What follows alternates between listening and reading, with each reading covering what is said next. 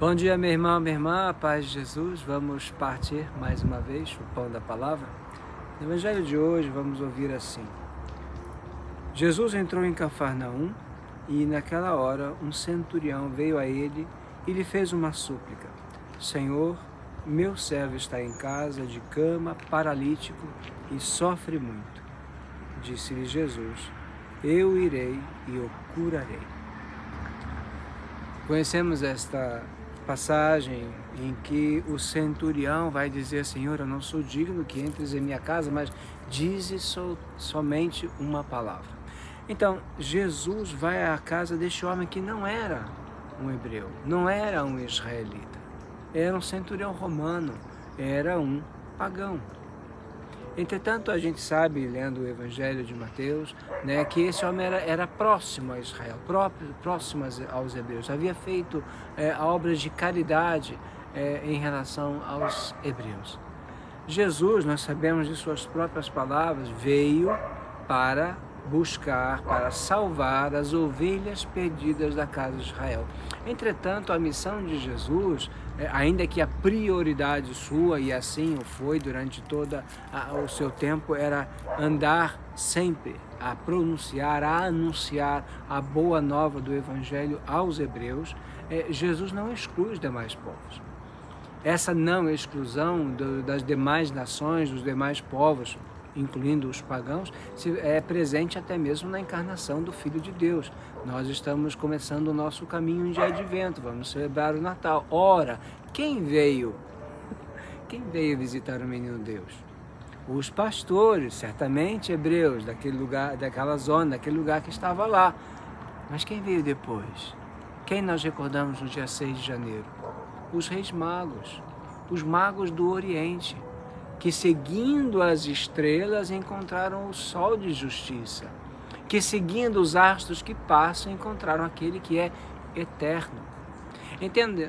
Jesus, desde o seu nascimento, tem essa porta aberta a todos os povos. E são muitos os exemplos. Podemos lembrar dos gregos que procuravam Jesus e são conduzidos pelos apóstolos até Jesus. Podemos lembrar da samaritana. Também era assim, antigamente os samaritanos eram sempre hebreus, mas depois houve várias divisões e eles começaram a cultuar outros deuses, se separaram dos israelitas, tanto que eram chamados de cães. Podemos lembrar da mulher cirofenícia: Senhor, cura minha filha, que está atormentada por um demônio, e assim vai. A missão de Jesus é salvar Israel. A Israel foi feita a promessa. Mas Jesus não se fecha na sua missão. Tem os olhos abertos para todos aqueles que estão perto dele e que precisam dele. Nós, brasileiros, você que me está ouvindo, nós não pertencemos à raça de Israel. Talvez você seja filho de uma hebreia convertida ao cristianismo, mas não conheci muitos aqui não conheci muitos do Brasil. Aqui na Suíça tem vários. Mas Jesus abre as portas do Evangelho a todos os povos. Meus irmãos, aquilo que Jesus fez, nós precisamos também fazer. Precisamos ter esse olhar mais amplo, que o Evangelho é para todos. O Evangelho não é só para alguns. O Evangelho não é só para as nações que historicamente são cristãs. Cairemos num gravíssimo erro quando começarmos a pensar que o Evangelho é só para nós, e não para os estrangeiros, e não para outros que pensam diferente da gente. Porque são exatamente a eles precisamos comunicar o Evangelho. Muitas vezes os cristãos, os católicos, cometeram erros graves, recusando outros povos, considerando-os indignos do Evangelho. Aqui e ali no mundo, aqui não dá tempo de a gente falar sobre isso, mas aqui e ali, em várias localidades, algumas dioceses, alguns povos convertidos, cristãos, católicos, recusaram pagãos, com a consequência que eles abraçaram uma outra fé. Eu vivo aqui na Europa, aqui na Suíça, e vocês, não sei se isso está sendo mostrado na TV do Brasil,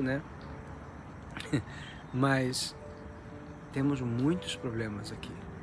está acontecendo muitos conflitos, particularmente por causa da guerra entre Israel e a Palestina, né? O ataque criminoso, terrorista da Palestina contra Israel e a resposta armada evidente de Israel em relação ao Hamas, não ao povo palestino.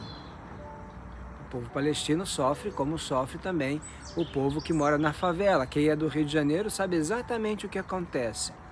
Os traficantes fazem algumas benfeitorias aqui e ali, mas quando a polícia sobe, o exército sobe, onde que eles se escondem? Em escola, em posto de saúde, põe as pessoas como escudo humano. A mesma coisa está acontecendo na faixa de Gaza. Meus irmãos, vários conflitos estão acontecendo aqui na Alemanha, na Espanha, e na Dinamarca, muitos, na Inglaterra, muitos. Agora, a pergunta que eu faço é, e se esses povos que vieram aqui para a Europa tivessem sido evangelizados? Será que houve um esforço da parte dos cristãos, dos católicos, dos protestantes, de anunciar o evangelho a estas pessoas?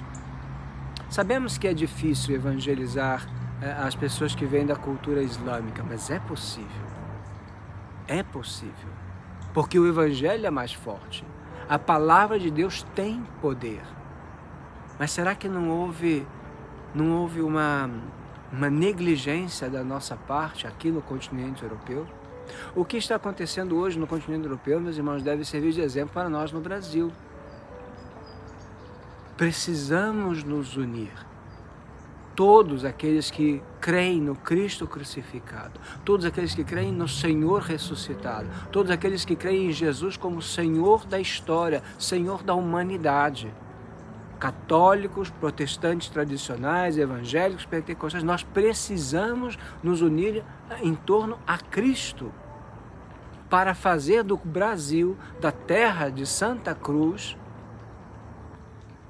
um celeiro de missionários, um celeiro de anunciadores do Evangelho, para que os povos que vêm até nós recebam o dom da palavra, o dom do batismo, sejam batizados em nome do Pai, do Filho e do Espírito Santo e possam pautar a sua vida sobre a palavra de Deus, sobre a Bíblia.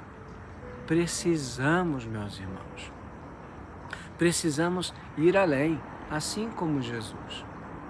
Nosso país precisa que se erga a cruz do Salvador do Senhor. Esse é o estandarte da vitória, a cruz de Cristo. Precisamos nos unir, precisamos eu e você nos convertermos e termos um olhar mais amplo, que precisamos anunciar a palavra. Você que é católico, anuncie a palavra. Fale da igreja, fale dos sacramentos, da devoção dos santos. Você que não é católico, você que é cristão, fale do poder da palavra, do poder do louvor, mas falemos todos. Precisamos fazer isso. Não basta dar o pão aos pobres, é necessário dar o pão da palavra aos pobres, porque o pão material pode faltar, mas este pão, uma vez que se planta no coração do homem, não falta jamais. É uma fonte contínua de água viva que jorra do peito daquele que crê em Jesus, nosso Senhor e nosso Deus. Façamos juntos esse caminho do advento em direção ao Natal do Senhor. Peçamos ao Senhor que nos dê essa visão mais ampla como ele teve. Ele não olhou a nacionalidade daquele homem. Ele não olhou o fato que ele acreditava em outros deuses, mas com misericórdia agiu. E nele encontrou um grão de fé tão grande, mais ainda, maior ainda do que havia encontrado em Israel. E as palavras daquele centurião foram incorporadas dentro da liturgia da igreja. É um grande exemplo para nós. Peçamos ao Senhor, portanto, meus irmãos, que possamos seguir este caminho de advento até o Natal com esse olhar mais amplo. O Senhor esteja convosco. Abençoe-vos o Deus Todo-Poderoso, Pai, Filho e Espírito Santo. Uma boa semana para todos.